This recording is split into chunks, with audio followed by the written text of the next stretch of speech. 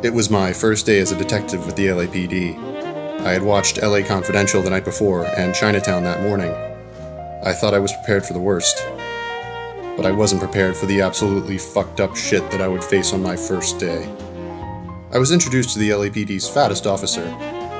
The guy probably rides a desk so hard it pays for his cab fare. I was escorted up to my desk in traffic, where I proceeded to learn that everyone was a bit of a dick. So this is what all the fuss is about. Why couldn't they build a freeway that goes past my place? I had no idea why I said this. I walked to work that morning. I didn't even own a car, but this was traffic, so I figured I'd better fit in. Here's your new partner, Stefan Burkowski. I've heard all about you, Phelps. You go easy on me and let me earn the odd citation, and maybe we'll get along. When I met Bukowski, I had 3 instant observations about him. 1. He had a bad face texture. 2. I had no idea how to spell his name. 3. He was gonna frame me for a crime I didn't commit. I knew that there was no one I could trust in this whole precinct. Shit, I bet even the president was in on it. There was only one thing I could do. Frame all of them before they could frame me. Even the president would have to go down. Sorry, Dick, that's just the way it is. I've partnered Phelps with everybody's favorite Pole, Stefan Bukowski. As I sat there, I wondered why they made such a big deal out of Bukowski being a Pole. I think he might have been a diversity hire. I mean, in those days, if you weren't a man who could trace his lineage back to King George himself, then you weren't allowed to vote.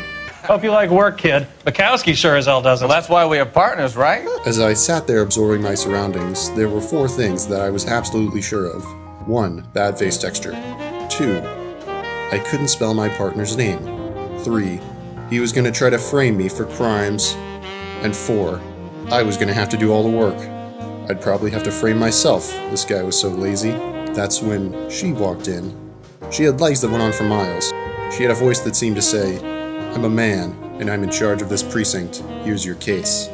She told us about a car that had been abandoned on some railroad tracks. Naturally, I assumed that a man named Adrian Black had attempted to fake his death so that he could leave his wife and move to Seattle with his mistress. But that's why I was the junior detective. My intuition had yet to be honed. They really pushed you through quick, didn't they? 6 years on patrol before I got this desk. You were here in 5 minutes. As I walked out of the station, I got the subtle feeling that my partner might have a slight qualm with me. Was it because I was planning to frame him for arson? Probably not. As I walked out of the police station, I wondered how we were going to get to the crime scene. That's when I saw it. It had wheels that went on for miles. It definitely wasn't my car, and I don't think it was Bukowski's because he didn't have the keys. He never said it was his car either. I just assumed and got in. To this day, I'm absolutely certain we stole that car together.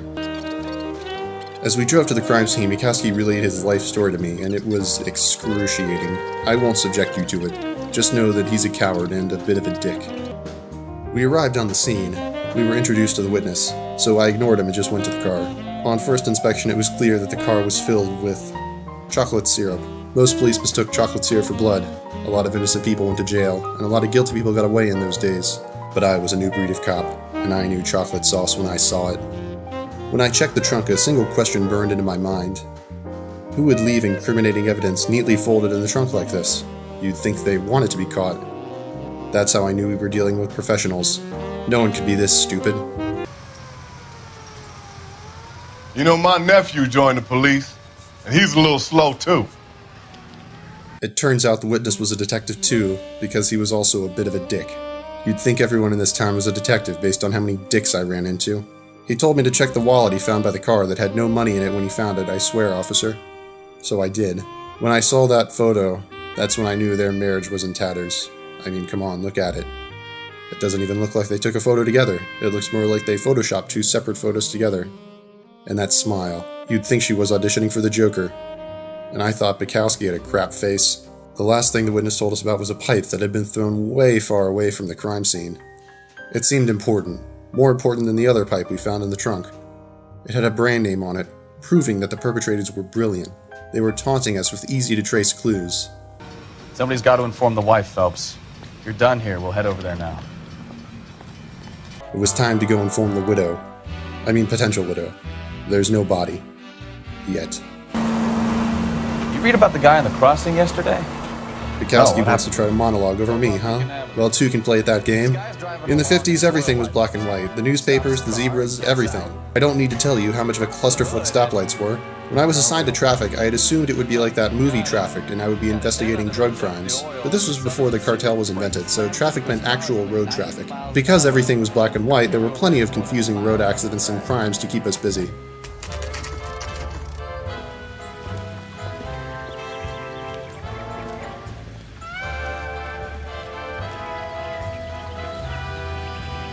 Let's go introduce ourselves. You talk to her, Phelps. I'm no good at this shoulder to cry on stuff. Just a minute.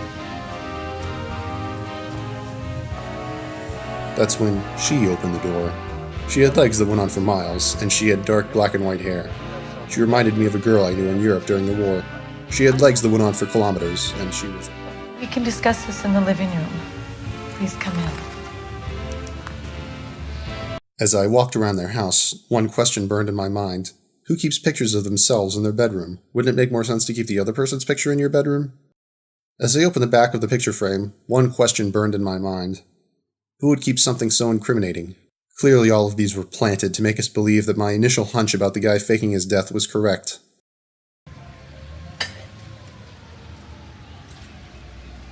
So the pipe missing from Mr. Black's heater is the same one that killed him. Huh. Seems like the assailant is a little closer to home.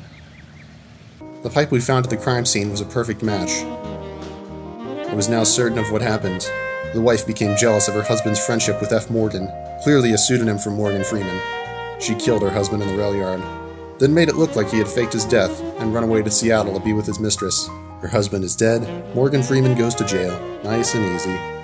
But she didn't count on one thing, us being a progressive enough police department to consider that a woman could have committed a crime. And that's where she made a serious mistake.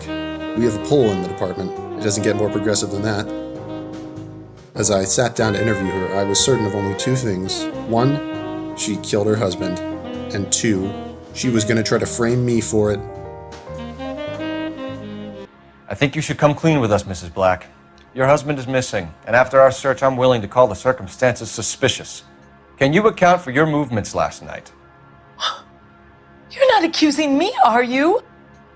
What an awful thing to say.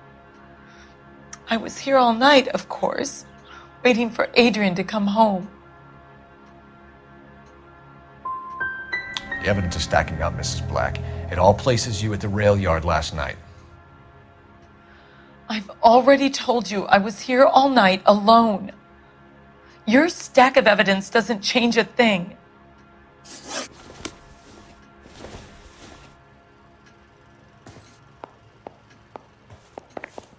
I didn't need this. I stormed out of the house. But then I realized that I had never gotten the address for the bar, so I walked back in. It was very awkward. I decided to make some long-distance calls because fuck you. We drove to the bar as fast as we could. I needed a drink, and I also needed to talk this out with Morgan Freeman. I knew that together we could solve this thing. Oh Jesus, oh God. Oh, the car won't start. Oh no. Oh, is she okay? Oh, jeez. Is she okay? I don't think she's moving. It's him. Okay, never mind, she's okay. I'm sorry, madam. Police officer, I need your... Now to get to that bar.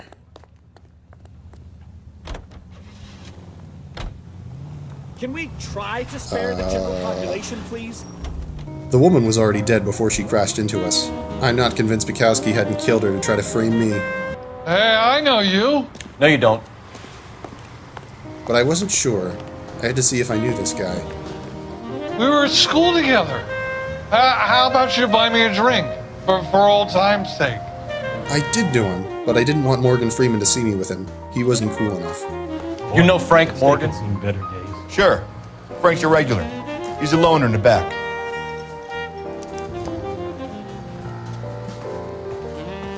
I just don't know how to dance. But that wasn't Morgan Freeman. That was when all the pieces came together. They did the crime exactly how I suspected they did, and they were actually just that stupid.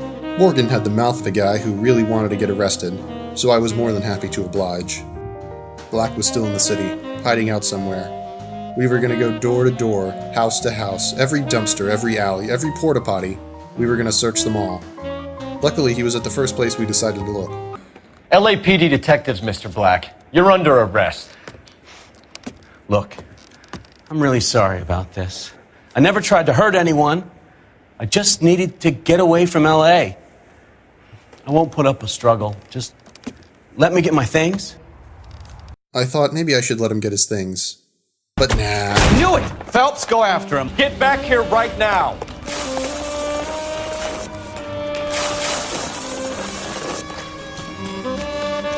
It's over, Adrian. Stop right there, Adrian. Why not just come clean with her, Black? Why the melodrama? I thought it would be easier. We caught the perp, but there was no going back for me. The things I'd seen, the things I'd done, I couldn't do it anymore.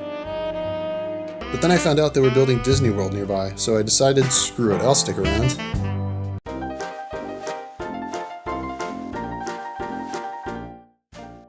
Thanks for watching this video. This was a bit different for me to do. Let me know in the comments if you like it, and I'll do more like it. I'm not sure if I'm going to make this into a series that I run concurrently with the other stuff that I have planned out. So let me know what I should do. And if you're watching this months or years in the future, then you probably know what I did. So if it wouldn't be too much trouble, then can you invent a time machine and come back and tell me? And also tell me to invest in Apple or something. And if that's too hard, then just leave a like or comment or whatever. I don't know how to end this. I guess I'll just cut it off here.